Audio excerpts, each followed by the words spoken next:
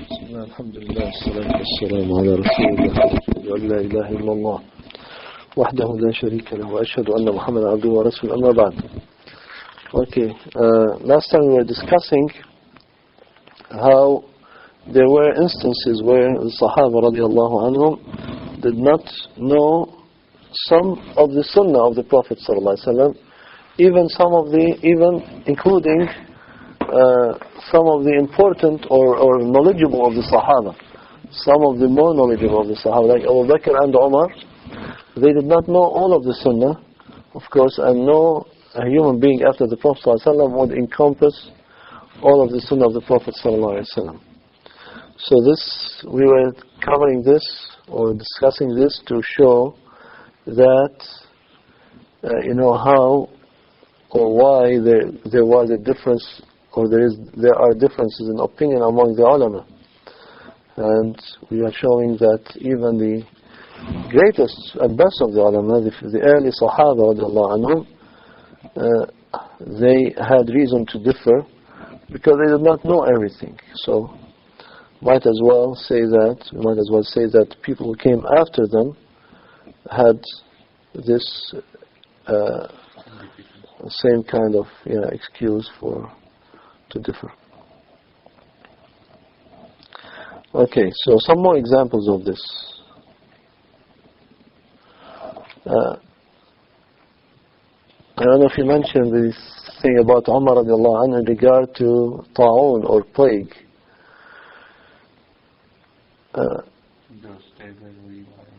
Right, you mentioned this. This was the last thing that you mentioned last time. One thing is, it's interesting, I was reading in Ibn Qayyim's book about Zad al-Ma'ad, which is also printed separately as the prophetic medicine or prophet's medicine, about the ta'un or plague. He brings some argument to show that the plague they used to call it ta'un at that time. Sometimes people say plague means any disease that spreads over large areas and kills lots of people in a short time. Like they used to have, like they had in Europe when they had the spread of smallpox, or what? What is it called? Bubonic. There were several of them. The bubonic plague wiped out a third of Europe. What's the word? Mubarak? B-U-B-O-N-I-C. Bubonic plague. Bubonic. Okay, bubonic plague. Okay, but even when they had the pox, like cowpox or chicken pox or smallpox. Okay. So these, they are not called plague in this time, in a sense, of being a specific disease, but it is in the sense that it wipes lots of people in short time. So similarly in Arabic, it says that the word plague or ta'un in Arabic, it could mean this, that it is a disease that comes and kills lots of people in short time, or it could mean a specific disease called ta'un. And this ta'un, he says that it did come sometimes, and it is a plague that Allah Azza wa Jal, or a disease that Allah sent as a punishment to the children of Israel, and as the Prophet ﷺ said, and it's in the same hadith that we read last time, but it's in the beginning of it. He says this is a punishment that Allah sent to over the children of Israel. So if it happens, or if it occurs in a certain, if it arises, or if it comes to a certain land where you are, then do not leave from it. And if you hear that it is in a certain place, in a certain land, then do not go to it. Now,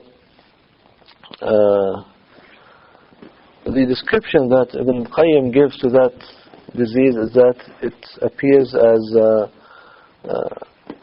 qarha, which means like blisters, or blisters, what's the other word for ulcers? Ulcers that are big and they come on the side of the neck, he said, or in certain areas of the body. That plague that it was known, it happened at the time of the Sahaba radiallahu anhu, when it killed a lot of them. Okay, so that's for the plague. Now, there's another thing. He says, and he and Ibn Abbas, which means Umar radiallahu anhu and Ibn Abbas radiallahu anhum, they discussed, or they were reminded both about the situation of a person who has doubt in regard to his prayer, which means how much he prayed. What should he do?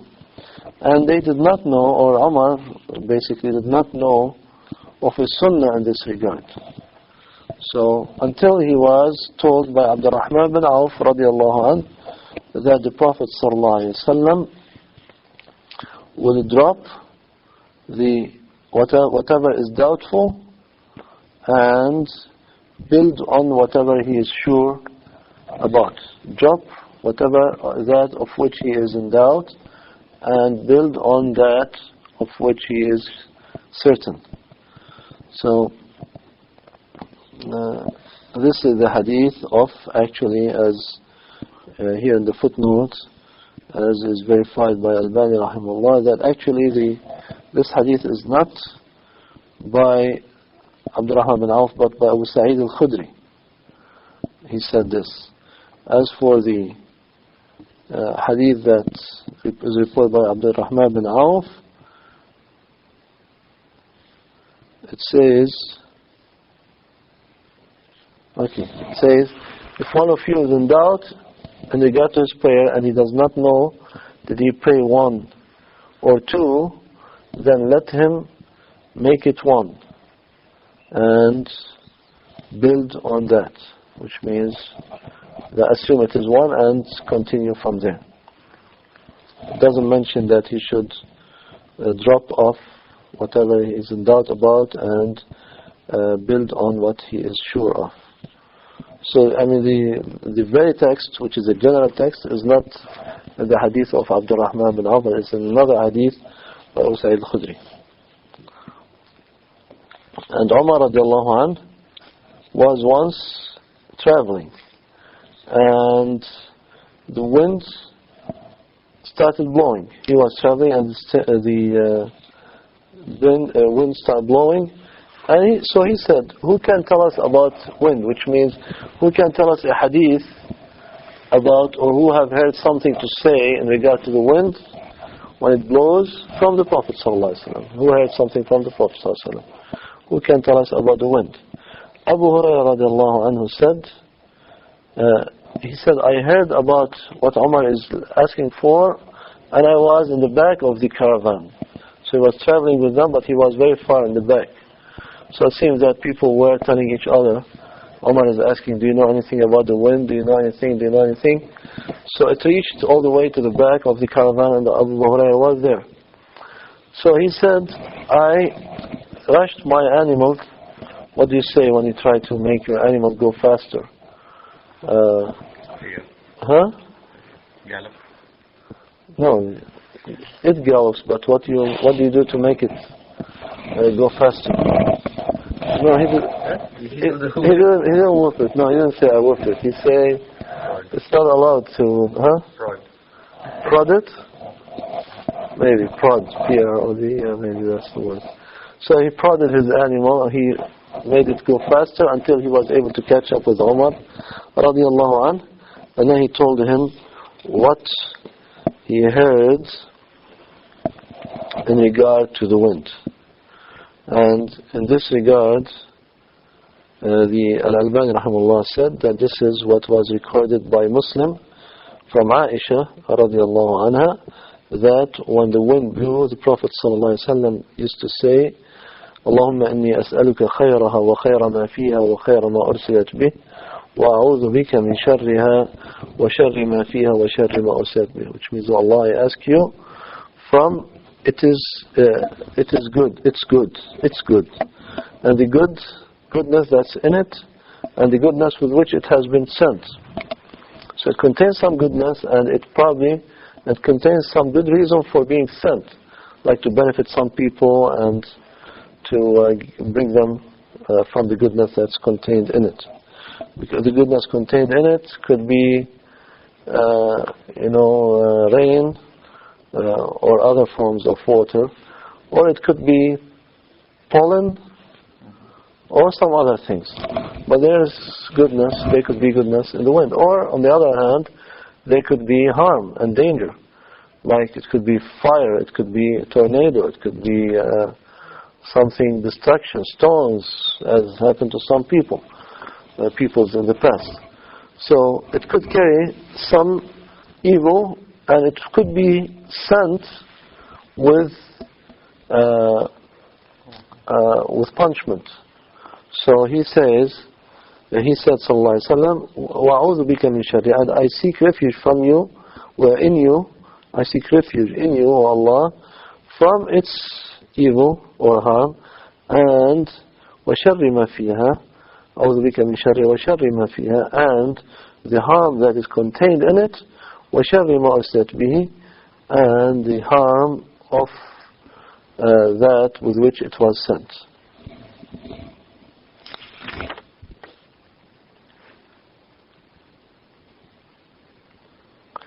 And also another hadith reported by Abu Hurairah himself.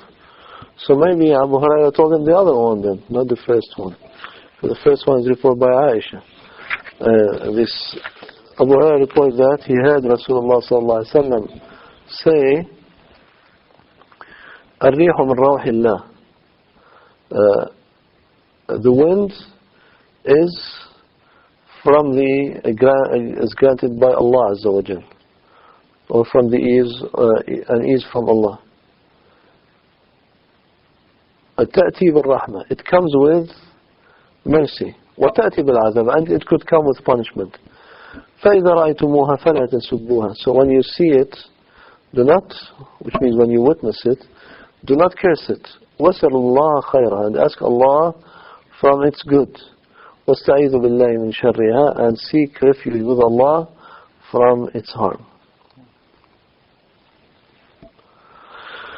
So these are instances that Umar radiallahu anhu did not know the Sunnah in their regard until somebody taught him or delivered to him, conveyed to him the Sunnah in this regard or in their regard, and those who delivered this knowledge to him were not equal to him or like him. Like him means they were not at his level of knowledge and virtue, and yet they were the ones who taught him these things.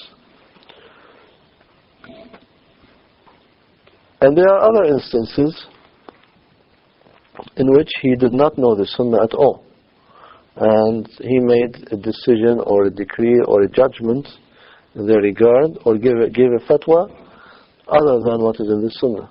So that's also possible, and it happened in the case of Umar. For example, he made a decree or a judgment in regard to the diya, the ransom or the blood money for the fingers, that it is different in accordance with their benefits. Like if somebody by mistake cuts somebody else's thumb, or the, what do you call this? The pinky. Then of course he would have to pay much more for the thumb than for the pinky, because this is much more useful. So that was the argument of Umar radiallahu anhu. However, Abu Musa al-Ash'ari radiallahu anhu and Ibn Abbas radiallahu anhuma, and both of them are much lesser in knowledge than, or were much lesser in knowledge than Umar, yet they knew, and they reported that the Prophet ﷺ said, these and these are the same, which means in diya and blood money. He pointed to these two fingers, al-ibham wal-khamsur, which means these two fingers, the thumb and the pinky, And he said they are the same. This is recorded in Bukhari. So this sunnah reached Muawiyah radiallahu anhu while he was the ruler or the Khalifa, and he applied it. And the Muslims followed his command in that regard. Or from that time on, that's what they were practicing, what Muawiyah did. Because that was based on the authentic hadith. And that hadith is not considered to be a deficiency or a bad thing. Aib is something blameworthy in regard to Umar, that he did not know the hadith. We cannot blame Umar that he did not know the hadith. Similarly, Umar radiallahu anh used to think, or his opinion was, to prevent a person in ihram, who goes into ihram, from putting on perfume prior to ihram. And similarly, when one goes make ifada, tawaf al-ifada, and goes to Mecca after throwing the Jamarat al-Aqaba, after throwing the stones on the day of Eid, he used to believe, or his opinion was, that one may not put perfume at that point. And the same was true about his son, Abdullah bin Umar, and others of the people of knowledge and virtue. They did not know this because the hadith of Aisha did not reach them, in which she said, radiallahu anha, and this is in Bukhari and Muslim, she said, طَيَّبْتُ رَسُولَ اللَّهِ لِإِحْرَامِ قَبْلَ أَنْ يَحْرِمْ. I perfumed Rasulullah sallallahu alaihi wasallam when he went to start his ihram, just before he started his ihram. And وَلِحِلِّهِ قَبْلَ أَنْ يَطُوفْ, and at the end of his ihram, just before he made the tawaf al-ifada. So this clearly shows that it is permissible and correct to do this, but these Sahaba did not know it. And they did not allow people to do it in their presence either. And the one who was wearing khuf, Umar radiallahu anhu used to command him to wipe over it until he took it off, without any timing. And many of the Salaf had the same opinion, without knowing the ahadith that make a certain, or give a certain time duration for this,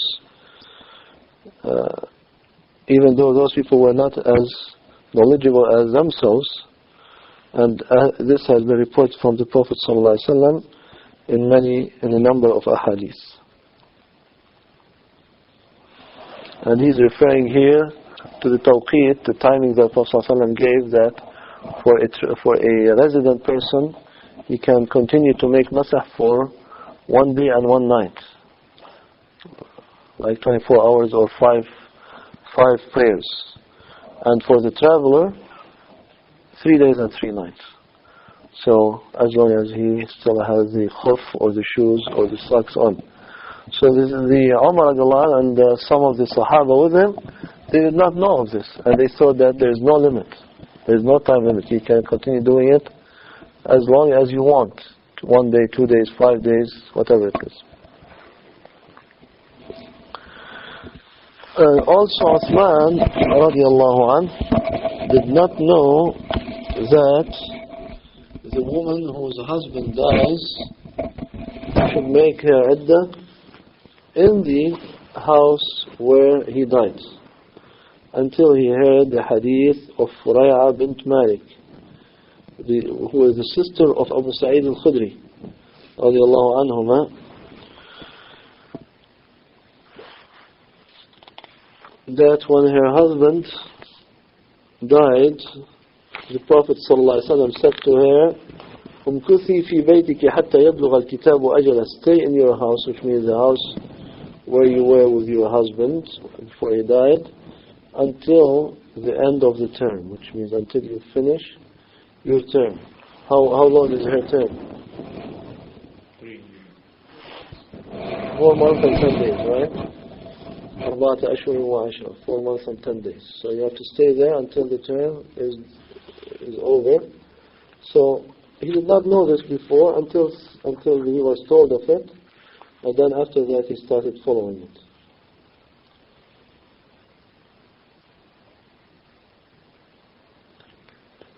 And once he was given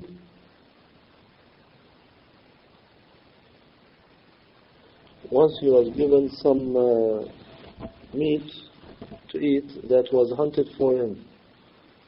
Some people hunted some meat and they gave it as a present to Uthman to eat it. So he was about to eat it until Ali radiallahu anhu told him that the Prophet sallallahu alaihi wasallam refused some meat that was given to him as a gift. So I'm not sure what is the full meaning of this.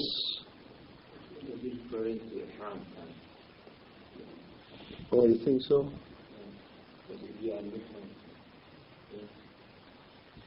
No.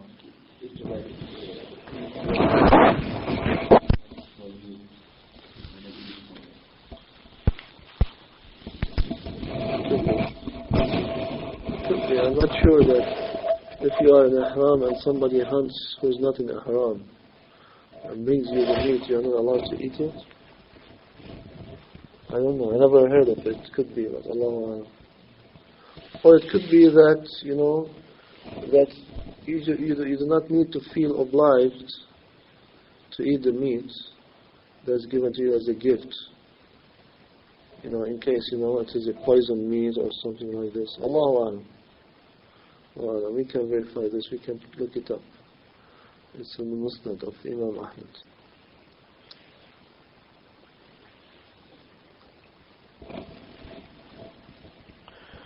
Okay.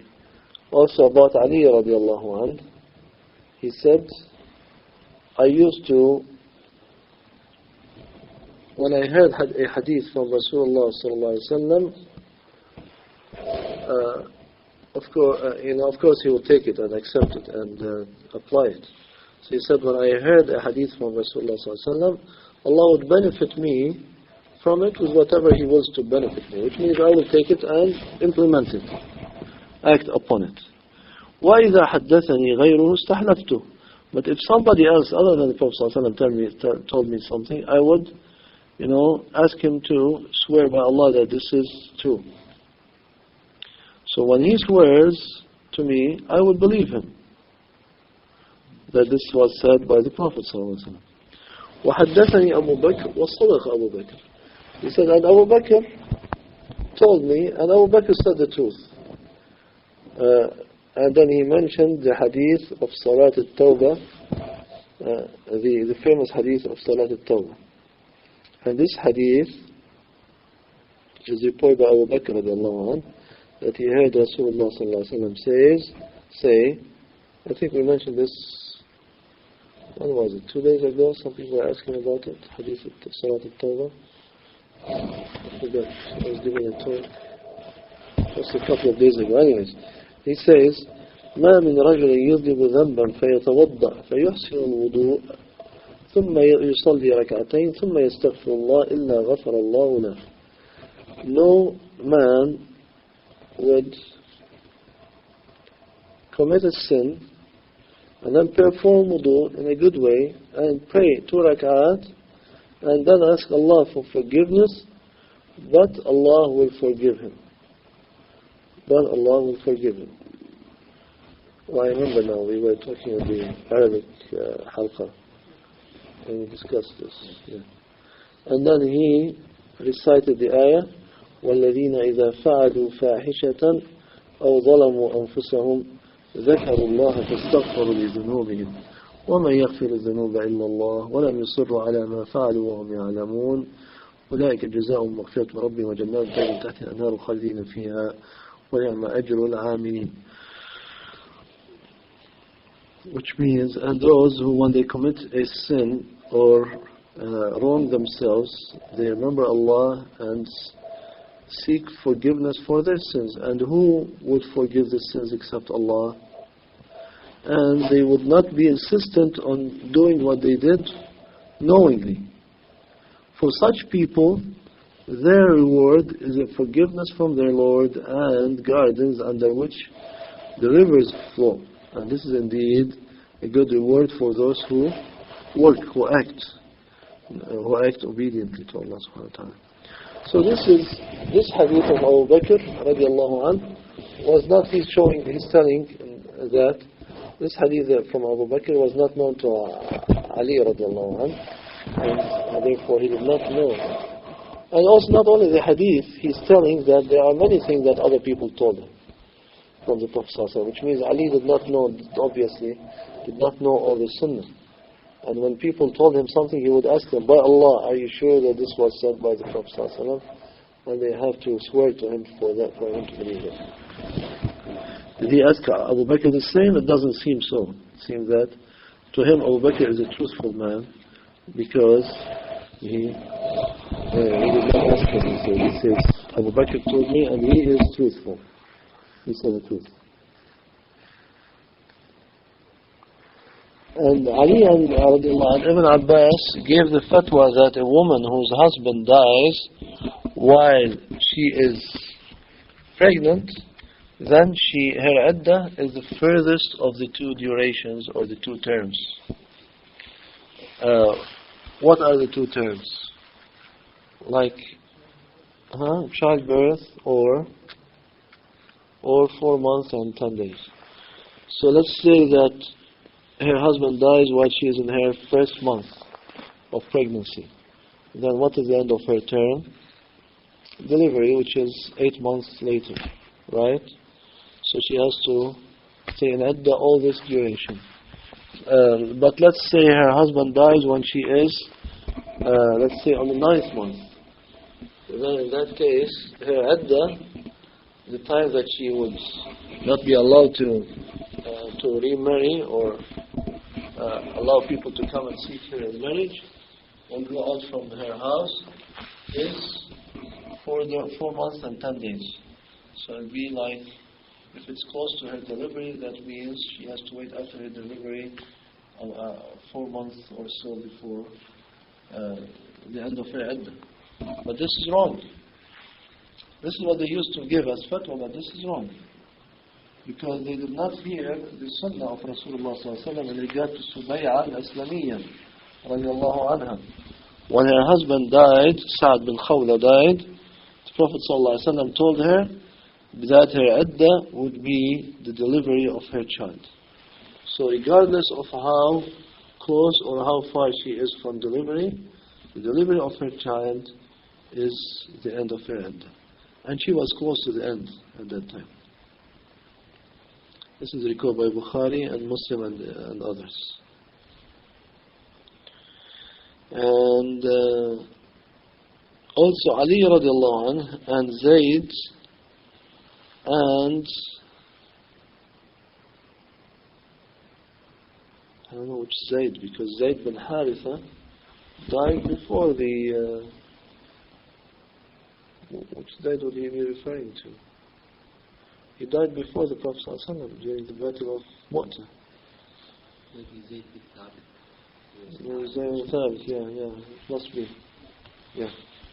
Zayd bin Thabit. And Ibn Umar radiallahu anhum and others reported that المفوضة إذا مات عنها زوجها فلا مهر لها, which means a woman, مفوضة means a woman who gave tawkil. She did not get a mahr. She did not get a dowry at the time of marriage. So she let it, or whoever was her wali, he did not care to specify a mahr for her, and he did not take a mahr to give to her at the time of marriage. So this is called here as mufawwada. So in that case, the fatwa was that if her husband dies and she never took a mahr, then she takes nothing. She doesn't take anything. And that's because they did not receive the sunnah or know the sunnah of the Prophet ﷺ in regard to Barwa bint Washiq. Barwa bint Washiq radiyallahu anha. I think in my book, I discussed this in the book Quest for Allah and Mercy, I think. I talk about mahr of a woman whose mahr was not specified.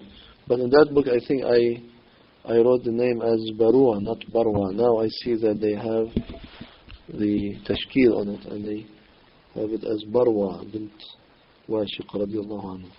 So in that case, the Prophet ﷺ said that that she would be given a mahar equivalent or comparable to the mahar of women who are of her level, of her standards. Of her standard, yani if the mahar is normally given to be approximately, let's say, 1,000 dinar or 50 dinar or 5 dinar or dirhams, then this is what she should be given. So they took that from the Prophet ﷺ had this taken from the property of her deceased husband. Okay. Even though the mahar amount was not set? Yeah, it was not set. That's what it is. It was not set. It still has a part in from the...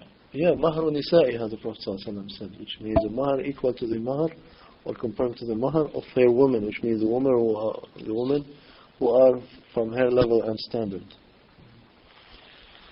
Like her sister, her aunt, her cousin, things like that. He says that this is وَهَذَا بَابٌ وَاسِعٌ, and this is a wide door, if you want to take it literally, but he means this is a wide subject, or this discussion is wide, he says, or it can go on for a long time, that what is reported from the Sahaba of Rasulullah sallallahu alaihi wasallam can reach an extensive amount of reports. And as for what is reported from other than the Sahaba, then it cannot be encompassed. Which means the thing that they have made fatwa in, that is contrary to the hadith because they did not know the hadith. It is in thousands, and what is, the reports about the Sahaba are in thousands, he says.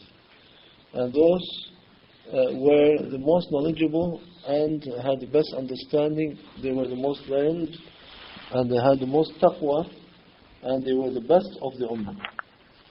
And those who came after them are lesser than them. So, knowing or missing some of the sunnah is more likely for such people who came after. And there is no need to discuss or to clarify this more further because it's clear. Okay, we stop here, inshallah. I wanted to ask a clarification on in the period. It seemed like the woman is pregnant, her in the period ends when she gives birth to a child. If, God forbid, that she wasn't able to complete the term, then her iddah ends when the child is not being born, right? If she did not complete the term? Like she has an abortion or she drops the baby. Yeah, whenever the baby leaves her body, that's what it means. So she doesn't have to finish the 4 months and 10 days for the iddah then.